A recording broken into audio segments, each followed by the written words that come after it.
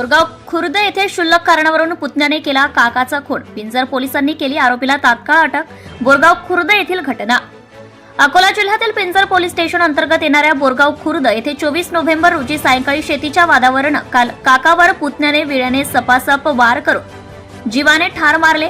या घटनेची माहिती मिळताच ठाणेदार गंगाधर दराडे, पीएसआय गजानन रहाटे, बीट जमादार दत्तात्रेय चव्हाण, सुमेध मोहोळ हे घटनास्थळी तात्काळ दाखल झाले. त्यांनी आरोपीला ताब्यात घेऊन अटक केली. सदर घटनेचा तपास पिंजर पोलीस करीत आहे.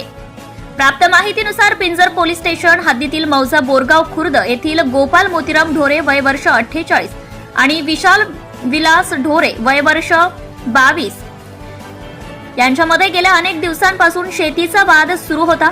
दरम्यान 24 नोव्हेंबर रोजी सायंकाळी 5:30 वाजताच्या सुमारास गोपाल मोतीराम ढोरे यांच्या मालकीचा बैल आरोपी विशाल विलास ढोरे यांच्या शेतातील धुऱ्यावर चरत गेला होता. या दरम्यान दोघेही शेतामध्ये उपस्थित होते. यावेळी दोघांमध्ये शाब्दिक बाचाबाची झाली. तुझा बैल माझ्या शेतात आला, तू लवकर तुझा बैल पलटून घे असे म्हटले होते.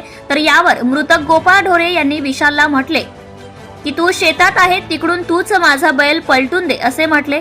या गोष्टीवरून वाद निर्माण झाला. शिवीगाळ करून धमकी देण्यात आली. त्यानंतर गोपाल मोतीराम ढोरे हे बैलबंडीने घराकडे येत असताना निर्गुणा नदीच्या पुलावर आरोपी विशाल ढोरे यांनी आपले काका गोपाल मोतीराम ढोरे यांच्यावर विळ्याने सपासप वार करून त्यांना गंभीर जखमी केले. त्यांचा खून केला. सदर घटनेची माहिती मिळताच पिंजरचे ठाणेदार गंगाधर दराडे, पीएसआय गजानन रहाटे, बीट जमादार दत्तात्रेय चव्हाण, जमादार सुमेध मोहोळ, पिंजरचे जमादार चंद्रकांत गोरे इत्यादी सर्व स्टॉप घटनास्थळी दाखल झाला. त्यानंतर घटनेचा पंचनामा करून त्यांनी माहिती घेतली. त्यानंतर तेजस तुळशीराम ढोरे वय 19 वर्ष याने पिंजर पोलिसात तक्रार दाखल केली. त्यामुळे आरोपी विरुद्ध खुनाचा गुन्हा दाखल करण्यात आलाय. या प्रसारित बातमीमध्ये मृतक गोपाळ ढोरे यांचे छायाचित्र दिसत आहे. या प्रकरणी उपविभागीय पोलीस अधिकारी मनोहर दाभाडे यांच्या मार्गदर्शनाखाली ठाणेदार दराडे आणि पीएसआय गजानन रहाटे व त्यांचा स्टाफ पुढील तपास करीत आहे असे ठाणेदार दराडे, पीएसआय रहाटे यांनी सांगितले. सत्यशोधक न्यूज चॅनलसाठी उपसंपादक छाया सनीशे डाळंबी.